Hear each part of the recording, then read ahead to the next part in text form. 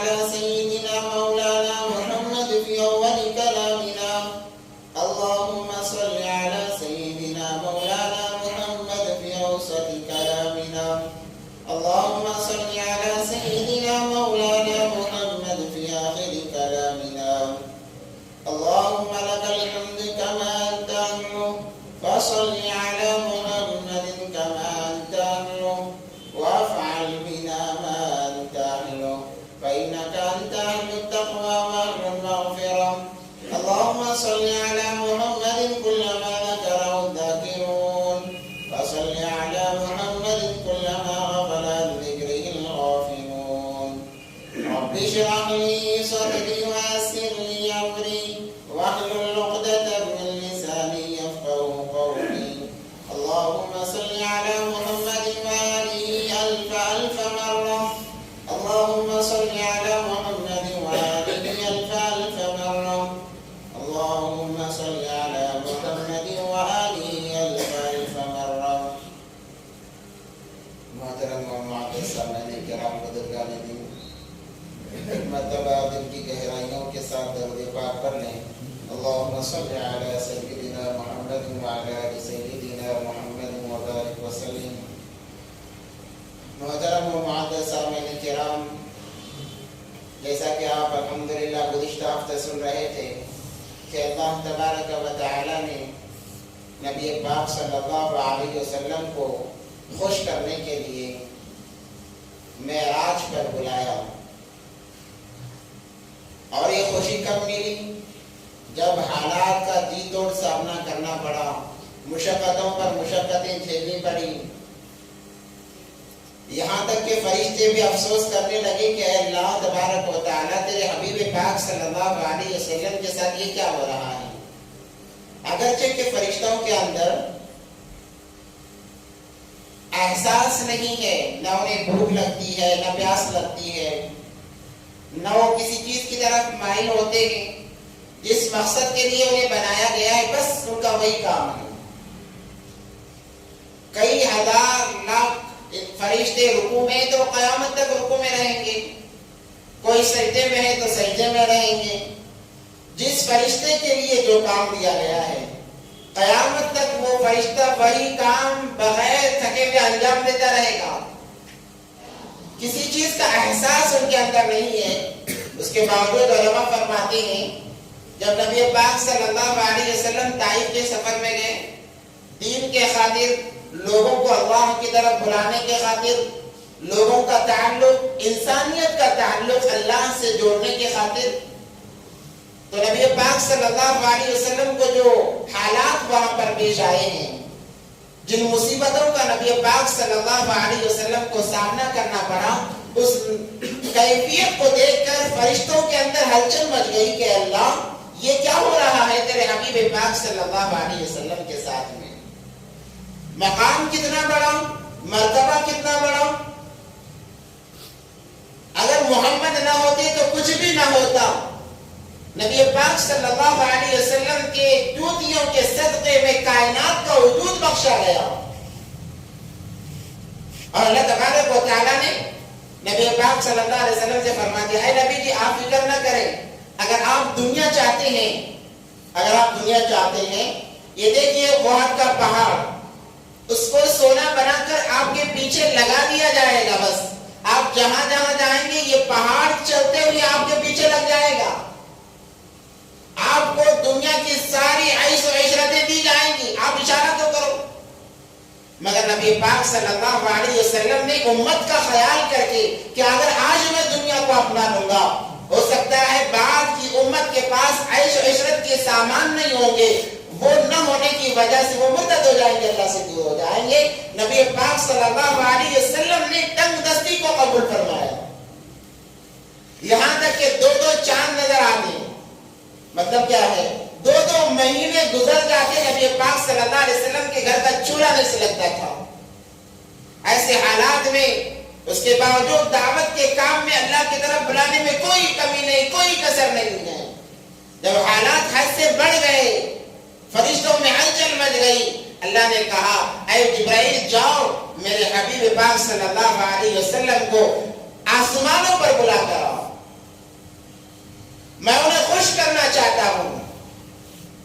جب انسان حالات آنے کے باوجود بھی اس کا تعلق اللہ سے لگ جاتا ہے نا، اللہ تبارک و تعالیٰ اسے ایسی چیزوں سے نوازتے ہیں کہ اس کے وہم و گمان میں بھی نہیں ہوتا۔ احادیث مبارکہ ہے، نبی پاک صلی اللہ علیہ وسلم نے فرمایا جب انسان کو بیماری آتی ہے، یا یوں فرمایا جب کوئی انسان حالات میں گر جاتا ہے، فقر و فاقہ اسے آ گھیر لیتا ہے، اور وہ اپنے حالات اللہ کے علاوہ کسی کو سناتا نہیں، کسی کے سامنے ظاہر نہیں کرتا، اللہ تبارک و تعالیٰ اس کے لیے 1 سال کا حلال رزق عطا فرما دیتے ہیں۔ اور جب کوئی بیمار پڑتا ہے، بیماری میں مبتلا ہوتا ہے، جان لیوا بیماری ہوتی ہے، مگر اللہ کی نعمت سمجھ کر انسان برداشت کرتا ہے، اللہ کا شکر بجا لاتا ہے، اللہ تبارک و تعالیٰ جب اسے شفا دیتے ہیں، فرماتے ہیں کہ اسے پہلے سے جو گوشت تھا اس کے بدن میں، اس سے بہترین گوشت، جو خون تھا اس سے بہترین خون، یہاں تک کہ اللہ تمام گناہوں کو معاف فرما دیتے ہیں۔ اللہ تبارک و تعالیٰ تمام گناہوں کو معاف فرما دیتے ہیں۔ مثال حضرت ایوب علیہ السلام جب بیمار پڑے، شیطان نے چھوا حضرت ایوب علیہ السلام کو، شرارت کی، شیطان اور فرشتے کے اندر ایک مکالمہ ہوا، بات چیت ہوئی۔ فرشتے کہتے واہ واہ ایوب علیہ السلام کی کیا عبادت ہے، کیا اللہ کی تعریف ہے۔ شیطان کہتا یہ کوئی نہیں، نعمتیں ہیں تو تعریف ہو رہی ہے، نعمتیں چھن جائیں گی، اللہ کا نام لینے کے لیے تیار نہیں ہوں گے۔ اللہ نے قدرت دی شیطان کو کہ جاؤ چھو، وہ چھو گیا، حضرت ایوب علیہ السلام کو بیمار پڑ گئے، اولاد چھن گئی، مال چھن گیا، جائیداد چھن گیا، تمام چیزیں چھن گئی، بیماری ایسی سخت کہ برداشت کے باہر ہے، مگر وہ پھر بھی اللہ اللہ کرتے، اللہ کو یاد کرتے۔ اللہ تبارک و تعالیٰ نے ان کے اس صبر پر جب بیماری کو ختم کیا ہے نا، اللہ تبارک و تعالیٰ نے ایک جگہ کہا کہ جاؤ ایوب وہاں پر ایک پتھر ہے، اس سے پانی نکلے گا، یا کہا اپنے پاؤں کو اس پتھر پر زور سے مارو، تو ایوب علیہ السلام گئے، اس پتھر کو زور سے مارا تو پانی نکلا۔ اللہ تبارک و تعالیٰ نے کہا بھگو اور اپنے بدن پر پانی بہا لو، یعنی پانی نہا لو۔ جب یہ کام کیا ہے ایوب علیہ السلام نے، اللہ نے تمام بیماری کو ختم فرما دیا، اور ایسا حسن دیا کہ بیوی پہچاننے کے لیے تیار نہیں ہے، اور جو مال تھا اس سے دگنا مال دیا، جو اولاد تھی اس سے دگنا اولاد اللہ تبارک و تعالیٰ نے دی ہے۔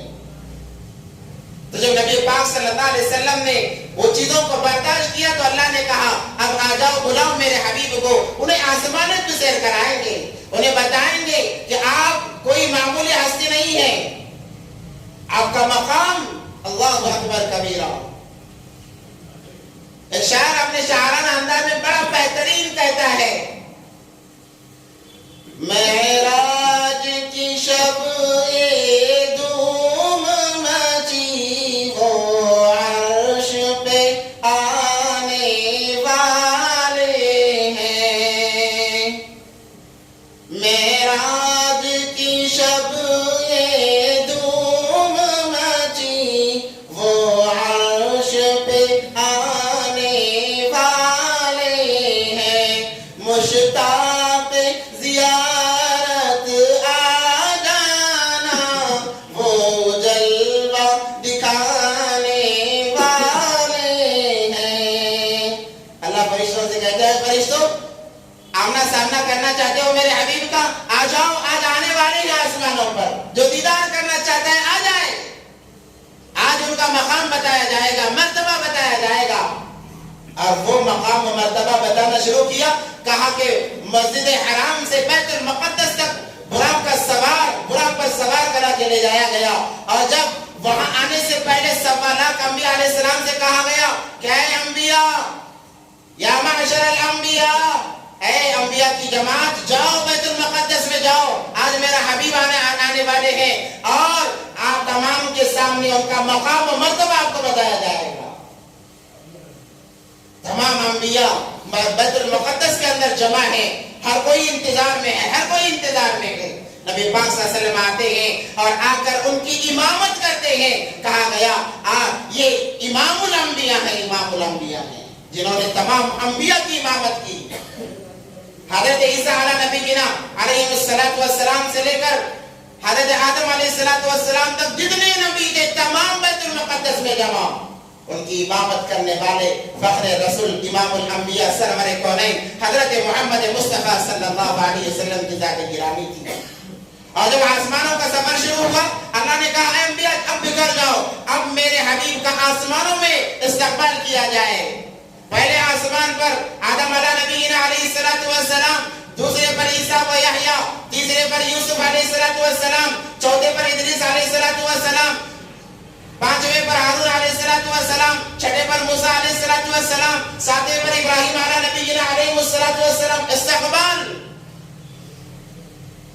اور اللہ تبارک و تعالیٰ جب سفر کرا رہے ہیں آسمانوں کا تو ایک واقعہ میں نے چھیڑ دیا تھا درمیان میں کہ جنت, دنیا سے جنت کی خوشبو آ رہی تھی. فرعون کی باندی کا واقعہ جو آپ نے سنا, اور اسی مرحلے میں جب فرعون کی باندی جسے مشاہدہ کہا جاتا ہے وہ ختم ہو گئی, فرعون کے وہی ایمان فرعون کے بیوی کے دل میں کر گیا. فرعون کی بیوی کہنے لگی جس خدا پر کوئی انسان اتنا سب کچھ وار سکتا ہے وہ خدا کیا جھوٹا ہو سکتا ہے؟ وہ خدا جھوٹا نہیں ہو سکتا. میں بھی اعلان کرتی ہوں کہ آج سے موسیٰ کے خدا کو خدا مانوں گی. ملکہ تھی, شہزادی تھی, ایک اشارے پر ہزاروں نوکر ہاتھ باندھ کر کھڑے رہتے, جی حضوری بجا لاتے, حکم کو سننے کے لیے بےتاب رہتے, کیونکہ فرعون نے خدائی کا دعویٰ کیا تھا نا. اب خدا کی بیوی کیسی ہوگی؟ اس کا تو حکم بجا لانا بدل جو اولا زیادہ ضروری تھا. خادم لائن لگا کر کھڑے رہتے, کچھ حکم تو ہو جائے, کچھ فرمائش تو ہو جائے. عیش و عشرت کی زندگی گزارنے والی آسیہ جن کا نام ہے, جب انہوں نے موسیٰ کے خدا کو خدا کہا فرعون کو بھنک لگ گئی, بڑا غصہ آیا. حالانکہ اتنی محبت کیا کرتا تھا, اتنا چاہتا تھا اپنی بیوی کو, معلوم ہونے کے باوجود کہ یہ وہی بچہ ہو سکتا ہے جو میری حکومت کو تہس و نہس کر کے رکھ دے گا. فرعون کی بیوی نے کہا ہم اسے اپنی اولاد بنائیں گے, کوئی لڑکا نہیں ہے نا, اسے ہم اپنا بیٹا بنا لیں گے, اس کی پرورش گھر میں ہوگی. فرعون نے بیوی کی محبت میں کہا اجازت ہے کر لے, جب تو کہہ رہی ہے تو ٹھیک ہے. اتنی محبت کیا کرتا تھا, جب اسے خدا ماننے سے انکار کر دیا گیا تو کہتا ہے وارننگ دی, بار بار سمجھایا, تنہائی میں مجمع میں سمجھایا. وہ کہتی ہے یہ جان میں نے اسی کے حوالے کر دی ہے جس کو میں جس نے مجھے عطا کی تھی, یعنی اللہ کے حوالے میں نے اپنی جان کو کر دیا ہے. حضرت حسین رضی اللہ تعالیٰ عنہ کے بیٹے فرماتے ہیں ابا جان کیا آپ مجھ سے محبت کرتے ہیں؟ کہا کہ بیٹا کیوں نہیں, میں تم سے محبت کرتا ہوں, زیادہ محبت کرتے ہیں؟ کہا کہ ہاں بہت زیادہ محبت کرتا ہوں. کیا آپ اللہ سے بھی محبت کرتے ہیں؟ کہا بیٹا ہاں اللہ سے بھی محبت کرتا ہوں. تو بیٹے نے کہا ابا جان یہ کیسی محبت ہے جو میرے لیے بھی ہے اور اللہ کے لیے بھی ہے؟ کیا ایک دل میں دو محبتیں جمع ہو سکتی ہیں؟ آپ کیسے عاشق ہیں, ایک طرف مجھ سے محبت کا بھی دعویٰ کرتے ہیں اور اللہ سے محبت کا بھی دعویٰ کرتے ہیں. یا تو پھر میری محبت جھوٹی ہے یا تو پھر اللہ کی محبت جھوٹی ہے. اللہ اکبر, کیا ایمان تھا. تو کہتے ہیں کہ میں نے وہ جان اللہ کے حوالے کر دی ہے. فرعون کو بڑا غصہ آتا ہے, اس نے اپنی باندی کا واقعہ یاد دلایا. وہ کہتی کوئی پرواہ نہیں ہے, کوئی پرواہ نہیں. تو اس کمبخت نے اپنے بیوی کو موقع دیا اور ایک تاریخ متعین کی, اس دن تمہیں بلایا جائے گا, اگر مانتی ہو تو ٹھیک ہے ورنہ تمہیں مار دیا جائے گا. کمبخت فرعون اس دن کے آنے پر, وہ تاریخ کے آنے پر اپنے چہیتی بیوی کو بلاتا ہے اور اس سے پہلے انہیں عیش و عشرت سے نکال کر زنجیروں میں باندھ کر جیل میں بند کر دیا جاتا ہے. وہ تاریخ آنے تک کھانا اس کا بند کر دیا گیا, پانی بند کر دیا گیا, اور جو خادم ہاتھ باندھ کر کھڑے رہتے ان سے کہا گیا کہ رات بھر مارا جائے, رات بھر تکلیف دی جائے, تکلیف دینے میں کوئی کمی نہ ہو, کوئی کسر نہ ہو, قربان جائے وہ اللہ کی بندی. ایسے ایمان پر جمی رہی, ڈٹی رہی. یہ ہمارے لیے نمونہ ہے, واقعات نہیں. آج ہم کیسے مسلمان ہیں, ہمارے گلے پر چھری رکھ دی جائے, کہا جائے کہو اللہ دو ہے یا تین ہے, ہم کہیں گے ارے دو یا تین کیا کہتے ہو, اللہ تو 10 ہیں. ہم کیا کہیں گے, ایک دو کی بات کرتے ہو, اللہ تو 10 ہیں. ہمارا ایمان اتنا کمزور ہے, اتنا کمزور کہ آزان سنائی دیتی ہے, ہمارا ایمان ہمیں گھر سے نکال کر مسجد تک نہیں لاتا، دکان سے نکال کر مسجد تک نہیں لاتا، مصلی تک نہیں لاتا. ذرا سوچو وہ ایمان جہنم میں کیسا پار کرائے گا.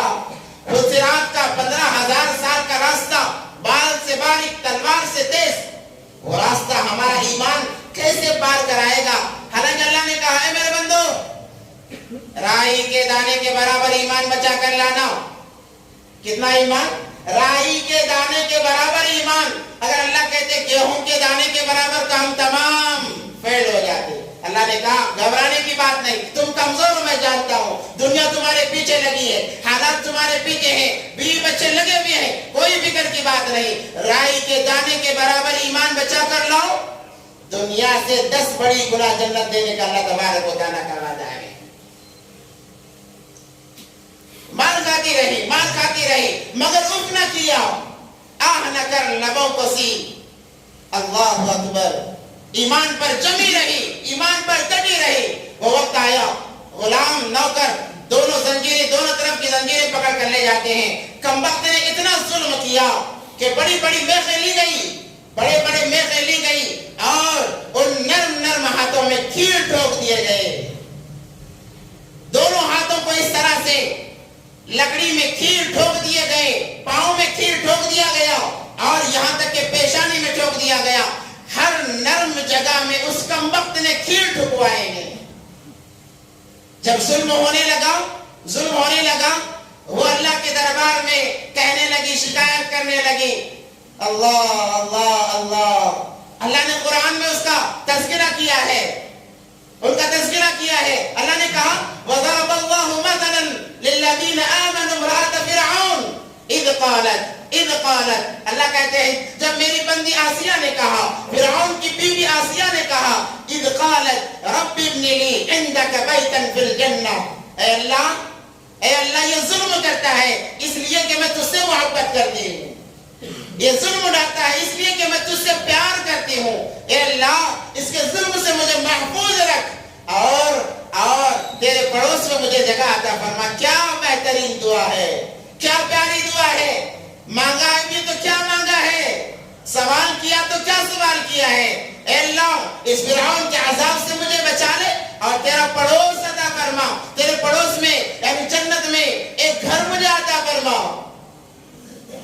رب ابن لی عندک بیتا فی الجنہ ونجنی من فرعون. اور اس فرعون سے مجھے نجات دے. وعملی اور جو ایک کام میرے ساتھ کرنے جا رہا ہے، اے اللہ مجھے نجات عطا فرما، اس ظالم قوم سے میری عبادت فرما. اللہ نے کہا، اللہ نے دعا کو سن لیا. اس کی جو آہ نکلی تھی سینے سے، اللہ نے کہا وہ آہ مجھے اتنی پسند ہے کہ اللہ نے قیامت تک کے لیے قرآن کا حصہ بنا دیا. کوئی حافظ جب تک ان آیتوں کو حفظ نہ کر لے حافظ بن نہیں سکتا. قرآن کو اگر مکمل پڑھنا ہے، ان کا تذکرہ پڑھتے جانا ہوگا تبھی قرآن مکمل ہوگا. اللہ نے قبول کر لیا، کہا جا تیری ہر مراد پوری کر دی جاتی ہے اور تیرے اس آہ کو، تیری دعا کو قیامت تک کے لیے میں محفوظ کر کے رکھتا ہوں. اللہ نے محفوظ کر کے رکھ دیا. ایمان پر جب انسان جم جاتا ہے، اڑ جاتا ہے کہ جو بھی ہو ایمان کا سودا کرنا نہیں ہے، اللہ تبارک و تعالیٰ وہ نعمتیں عطا فرماتے ہیں کہ ہم نے سوچا نہیں ہوگا. اگر اللہ تبارک و تعالیٰ اپنے نبی پاک صلی اللہ علیہ وسلم کو آسمانوں پر بلاتے ہیں، وہاں بیت المعمور سے جب آگے چلے، اللہ نے جہنم کی سیر کرائی. ایک جگہ سے گزرے نبی پاک صلی اللہ علیہ وسلم، دیکھا کہ ایک انسان ہے جو پانی میں تیرتا ہوا آ رہا ہے اور کنارے پر ایک فرشتہ بڑا پتھر لیے کھڑا ہوا ہے. وہ جب کنارے آتا ہے، وہ فرشتہ اس پتھر کو زور سے مارتا ہے اس کے سر پر، جس کی وجہ سے اس کا سر چکنا چور ہو جاتا ہے، پھٹ جاتا ہے اور پتھر لڑک کر دور جا گرتا ہے. فرشتہ جب تک پتھر اٹھا کر لاتا ہے، اس کا سر دوبارہ ویسے ہو جاتا ہے. نبی پاک صلی اللہ علیہ وسلم نے پوچھا، اے جبرائیل یہ کون ہے؟ جبرائیل علیہ السلام نے کہا، اے اللہ کے نبی یہ آپ کا وہ امتی ہے جو نماز میں سستی کیا کرتا تھا، نمازوں کو چھوڑ دیا کرتا تھا، اس کے لیے عذاب ہے قیامت میں. ذرا سے بہانے پر نمازیں چھوڑ دیتے ہیں نا، یہاں تک کہ جب جمعے کا وقت آتا ہے، اللہ عبادت فرمائے، جمعے کی اتنی فضیلت ہے. نبی پاک صلی اللہ علیہ وسلم فرماتے ہیں جو سب سے پہلے مسجد میں آتا ہے ایک اونٹ اللہ کے راہ میں ساز و سامان کے ساتھ دینے کا ثواب اسے ملتا ہے. جو دوسرے نمبر پر آیا گائے ذبح کرنے کا, تیسرے پر آیا بکری ذبح کرنے کا, چوتھے نمبر پر آیا مرغی ذبح کرنے کا, پانچویں نمبر پر آیا انڈا اللہ کے راستے میں صدقہ کرنے کا ثواب ملتا ہے. اور جب خطبہ شروع ہوتا ہے یہ لکھنے والے فرشتے آ کر بیٹھ جاتے ہیں. کہا کہ اب جو آنا چاہے آ لے, اب کوئی معاملہ نہیں. ایسے عظیم الشان دن کے اندر بھی ہم لوگ اتنی کاہلی برستے ہیں, اتنی سستی برستے ہیں. اللہ عبادت فرمائے ہیں. ہم اندازہ لگاتے ہیں کیا اذان ہوئی ہے, اتنے بجے بیان شروع ہوگا, بیان اتنے بجے ختم ہوگا, عربی خطبہ اتنے بجے شروع ہوگا. ہاں اب عربی خطبہ ختم ہونے کے قریب چلو اب چلیں گے.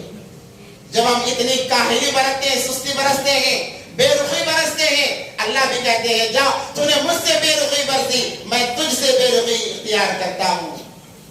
وہ جب آتے ہیں تو اللہ انہیں کہاں جگہ آتا فرماتے ہیں, کہتے ہیں کہ تم میرے مسجد میں میرے ممبر کے قریب بیٹھنے کے قابل نہیں ہے. جب تک آئے مسجد پوری فل ہو چکی ہے, اب جگہ نہیں ہے, اب نماز تو پڑھنا ہے. کہاں پڑھیں گے؟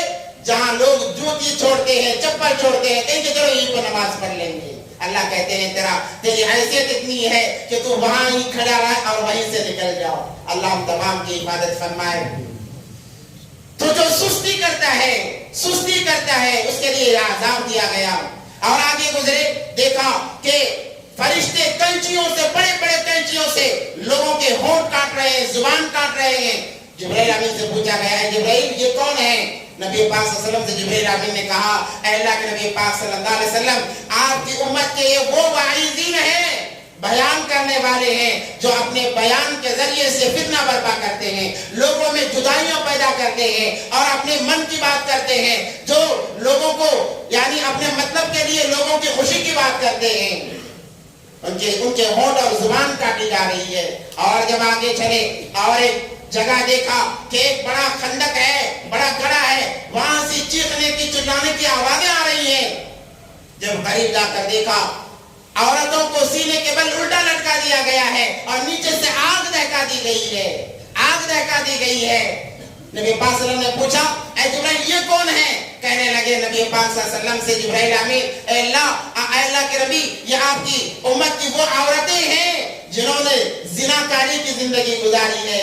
یہ وہ عورتیں اور مرد ہیں جنہوں نے زناکاری کی زندگی گزاری, آج انہیں عذاب دیا جا رہا ہے.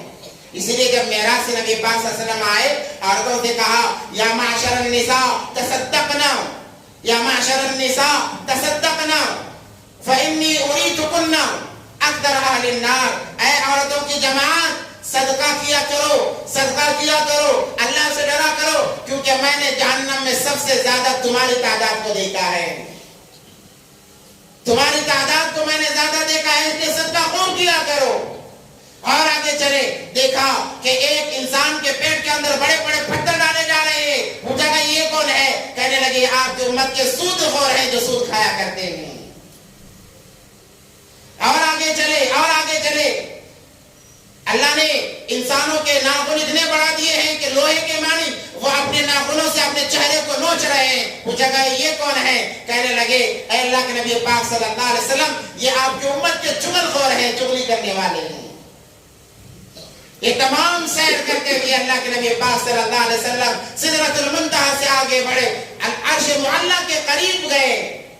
اللہ نے کہا اے نبی آئیے اور قریب آئیے. ثم جنا فتدلى فكان قاب قوسين او ادنى, اور وہاں پر اللہ تبارک و تعالیٰ کا دیدار ہوا. اللہ تبارک و تعالیٰ سے راز و نیاز کی باتیں ہوئی, بڑی محبت والی باتیں تھی. وہ کیا باتیں تھی؟ وہ راز کی باتیں تھی. جیسے ایک محبوب, جیسے ایک عاشق اپنے معشوق سے راز کی باتیں کیا کرتا ہے, اپنے قریبی دوست سے, اپنے جگر کے ٹکڑے سے جیسے راز کی باتیں کیا کرتا ہے. اللہ اور نبی پاک صلی اللہ علیہ وسلم میں یہ باتیں ہوئی. اللہ نے پوچھا اے حبیب تم دنیا سے آئے ہو, بتاؤ میرے لیے کیا لائے ہو, میرے لیے کیا تم لائے ہو؟ نبی پاک صلی اللہ علیہ وسلم نے فرمایا اے اللہ میں کیا لا سکتا ہوں, میرا تو سب کچھ آپ کا ہے. نبی پاک صلی اللہ علیہ وسلم نے فرمایا التحیات للہ والصلوات, اے اللہ میری جانی عبادت, میری مالی عبادت,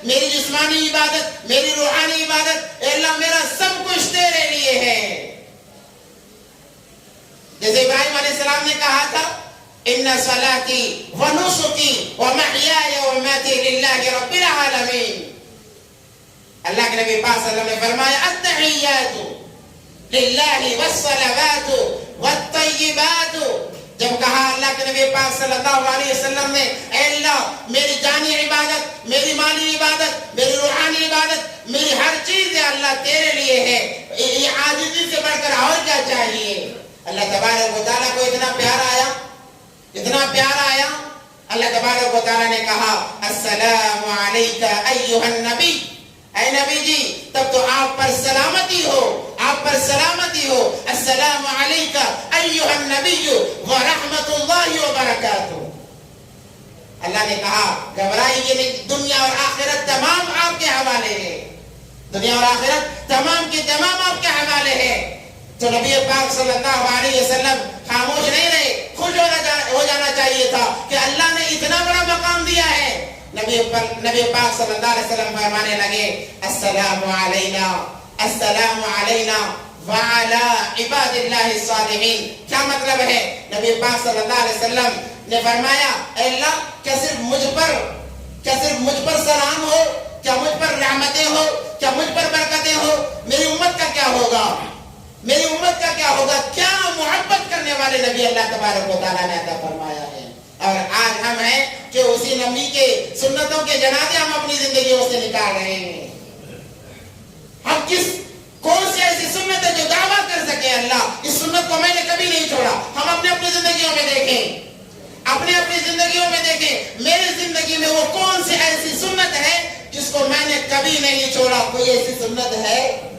اگر نہیں ہے تو بڑے افسوس کی بات ہے، نہیں ہے تو بڑے افسوس کی بات ہے. وہ نبی جو عرش معلیٰ پر بھی ہمیں نہیں بھولا ہے، اپنے جسے سب سے زیادہ چاہا جاتا ہے اس کے نزدیک بھی جا کر کہتے ہیں السلام علینا وعلی عباد اللہ الصالحین. نبی پاک صلی اللہ علیہ وسلم نے فرمایا اے اللہ کیا اللہ صرف مجھ پر سلام اور رحمتیں ہو، میری امت پر نہیں، بلکہ اللہ ایسا کیجئے کہ آپ میرے امت کے ان لوگوں پر بھی سلام کہیے، ان لوگوں پر بھی رحمت کہیے، ان لوگوں پر بھی برکتوں کی بارش برسائیے جو مجھے چاہنے والے ہیں.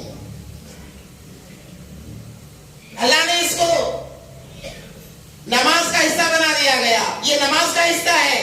آپ کی نماز جب تک ہم اتحیات نہیں پڑھیں گے مکمل نہیں ہوگی. کیوں؟ اس لیے کہ وہاں پر جو اللہ اور رسول اللہ صلی اللہ علیہ وسلم کے اندر جو بات چیت ہوئی ہے، راز نیاز کی جو باتیں ہوئی، اس کیفیت کو اللہ نے اس کے اندر رکھا ہے. ہم نے کبھی ترجمہ سوچا نہیں، کبھی سنا نہیں، کسی سے پوچھا نہیں. کبھی اس انداز سے پڑھو. یہ گفتگو اللہ اور رسول اللہ کے درمیان تھی. آج ہم پڑھ رہے ہیں التحیات. کیا مزہ آئے گا، کیا لطف آئے گا. التحیات للہ والصلوات والطیبات السلام علیک ایھا النبی ورحمۃ اللہ وبرکاتہ. السلام علینا. اے اللہ ان لوگوں پر بھی، اس امت پر بھی، میری امت کے ان فردوں پر بھی جو مجھے چاہنے والے ہیں، میرا طریقہ اختیار کرنے والے ہیں، ان پر بھی رحمت ہو، ان پر بھی برکت ہو. جب یہ مکالمہ فرشتوں نے سنا، کہا اشہد ان لا الہ الا اللہ واشہد ان محمدا عبدہ ورسولہ. فرشتوں نے کہا جب یہ بات ہے اے اللہ ہم گواہی دیتے ہیں، ہم گواہی دیتے ہیں، ہم گواہی دینے کے لیے ہر وقت تیار ہیں، ہر وقت تیار ہیں. تو اسی لیے علماء نے فرمایا جب نماز میں اتحیات ہو جائے تو اس نبی کی محبت میں، فرض محبت میں شکر بجا لانے کے لیے، شکر ادا کرنے کے لیے درود ابراہیمی پڑھو. اللہم صلی علی محمد وعلی آل محمد کما صلیت علی ابراہیم وعلی آل ابراہیم انک حمید مجید. اللہم بارک علی محمد وعلی آل محمد کما بارکت علی ابراہیم وعلی آل ابراہیم انک حمید مجید. یہ درود ابراہیم اسی لیے پڑھا جاتا ہے کہ نبی نے ہمیں وہاں پر بھی نہیں بلایا ہے. کیا محبت کرتے تھے نبی پاک صلی اللہ علیہ وسلم، ہم سے کتنی محبت کرتے تھے. اسی لیے میں بار بار کہتا ہوں وہ خوفناک منظر میدان محشر کا، وہ خوفناک منظر میدان محشر کا جہاں ہر اپنا دوسرے کو بھول جائے گا، ہر اپنا اپنے کو پرایا کر دے گا، کہے گا اے اللہ میں کسی کا سوال نہیں کرتا. یہاں تک کہ حضرت آدم علیہ السلام اپنی بیوی حوا سے بے انتہا محبت کیا کرتے، اسی لیے جب انہوں نے وہ پھل پیش کیا کہ کھائیے، بغیر سوچے کھا لیا۔ اتنی محبت کرنے والے وہ کہیں گے یا اللہ اپنی بیوی حوا کا بھی میں سوال نہیں کرتا، میں اپنی بیوی حوا کا بھی سوال نہیں کرتا، اللہ میری جان بخش دے، بس میں کامیاب ہو جاؤں، میں کامیاب ہو جاؤں۔ ہر محبت کرنے والا اپنی محبتوں کو ٹھکرا دے گا، ہر کوئی ٹھکرا دے گا۔ اس وقت میں بھی نبی پاک صلی اللہ علیہ وسلم کی زبان مبارک پر جب میدان محشر یا نفسی یا ربی نفسی یا ربی نفسی کی صداؤں سے گونج اٹھا ہوا ہوگا، اس ایک کونے سے ایک آواز ایسی بھی آئے گی جو اس تمام آواز پر غالب ہوگی۔ یہ تمام آوازیں ایک طرف انبیاء کی، شہداء کی، صالحین کی، صدیقین کی، علماء کی، حفاظ کی، اپنوں کی، پرایوں کی، تمام کی آوازیں ایک طرف، تمام کی ایک آواز، تمام کی ایک آواز، یا ربی نفسی یا ربی نفسی۔ مگر ایک کونے سے عرش معلیٰ کے ایک کونے سے ایک آواز اٹھے گی، وہ ایسی آواز ہوگی جو سنے گا اس آواز کی طرف مائل ہو جائے گا، یا ربی امتی یا ربی امتی یا ربی امتی۔ آدم پریشان ہے، اللہ یہ کون ہے؟ مجھے اپنے اولاد کی پڑی نہیں ہے، مجھے اپنی بیوی کی نہیں پڑی ہے۔ ابراہیم کہیں گے مجھے اپنے بیٹے اسماعیل کی نہیں پڑی ہے۔ یعقوب اپنے بیٹے یوسف علیہ السلام سے اتنی محبت، 40 سال تک روئے ہیں جدائی پر، 40 سال تک کون رو سکتا ہے؟ رو رو کے آنکھیں گوا دی۔ مگر قیامت کے دن وہ کہیں گے اے اللہ میں یوسف کا بھی سوال نہیں کرتا، میں یوسف کا بھی سوال نہیں کرتا، میری جان بخش دے۔ جب یہ آواز گونجے گی ہر کوئی اس آواز کی طرف دیکھے گا، کہے گا یہ کون ہے جو اپنے کے علاوہ اپنی امت کا سوال کر رہے ہیں، اپنی امت کا سوال کر رہے ہیں۔ ہر کوئی دیکھے گا، ہر کوئی دیکھے گا تو بتایا جائے گا یہ سرور کونین، دو جہاں کے سردار سرتاج حضرت محمد مصطفیٰ صلی اللہ علیہ وسلم ہیں، جو کہہ رہے ہیں یا ربی امتی یا ربی امتی یا ربی امتی یا ربی امتی یا ربی امتی۔ یا اللہ بس میری امت کامیاب ہو جائے، میری امت کامیاب ہو جائے۔ اسی لیے جب تمام لوگ آدم علیہ السلام کے پاس جائیں گے، اے دادا آدم آپ ہمارے دادا ہیں، ہماری سفارش کر دیجئے، وہ کہیں گے نا آج میرے اندر اتنی طاقت نہیں ہے، جاؤ کسی اور کے پاس جاؤ۔ ابراہیم علیہ السلام اے ابراہیم آپ خلیل ہیں، کچھ کر دیجئے۔ دوست کی سنتا ہے، کہیں گے آج میرے بس کی بات نہیں، جاؤ موسیٰ کے پاس جائیں گے، کہیں گے آپ خلیل ہیں، بات کیجئے، کچھ تعلقات جوڑیے۔ وہ کہیں گے میرے بس کی بات نہیں ہے، جاؤ عیسیٰ کے پاس، عیسیٰ سے کہا جائے گا آپ روح اللہ ہیں، اللہ نے وہ طاقت دی، مردے کو پھونکے زندہ ہو جاتا ہے۔ کہیں گے آج میرے اندر وہ طاقت نہیں ہے، ہاں البتہ ایک جگہ بتا سکتا ہوں، ایک پتہ بتا سکتا ہوں۔ کہا جائے گا کیا ہے بتائیے، جائیے دو جہاں کے سردار کے پاس اور جا کر التجا کیجئے۔ تمام لوگ دوڑیں گے، کہیں گے اے نبی جی اے نبی جی اے نبی جی آپ ہی سب کچھ ہیں۔ کہیں گے ہاں آج میں ہی ہوں، آج میں ہی ہوں، آج میں ہی ہوں، میرے علاوہ کوئی سفارش نہیں کر سکتا۔ اتنی محبت کرنے والے اللہ نے ہمیں نبی عطا کیے ہیں۔ اے میرے بھائیو اس نبی کی سنتوں کو زندہ کر لو، اور اس نبی کے آنکھوں کی ٹھنڈک ہے نماز، اور معراج کا تحفہ ہے، معراج کا تحفہ ہے۔ جب اللہ کے حضور میں نبی نے ایک تحفہ پیش کیا، عبادتوں کے ذریعے سے اللہ نے ایک تحفہ دیا، ان تحفوں میں سب سے اعلیٰ اور بہترین کا تحفہ نماز اللہ تبارک و تعالیٰ نے 50 وقت کی عطا فرمائی۔ مختصر کر رہا، وقت بھی زیادہ ہو رہا ہے۔ 50 وقت کی جب نماز ملی نبی خوش ہو گئے، کہا کہ 50 وقت کی نماز بڑے خوشی سے لے کر آنے لگے۔ چھٹے آسمان پر موسیٰ علیہ السلام ملے، کہا کیا معاملہ ہوا، کیا معاملہ ہوا؟ نبی نے کہا میری امت کے لیے میرے خدا نے 50 وقت کی نمازیں دی ہے۔ موسیٰ علیہ السلام نے کہا اے اللہ کے نبی ایک درخواست ہے۔ کہا کیا بات ہے؟ آپ کی امت اتنا نہیں ادا کر سکے گی، میں نے امت کو دیکھا ہے، میری امت کے ذمہ 2 فرض تھے، وہ بھی ادا نہیں ہو پا رہے تھے، یہ تو 50 ہیں، کہاں سے ادا ہوں گے؟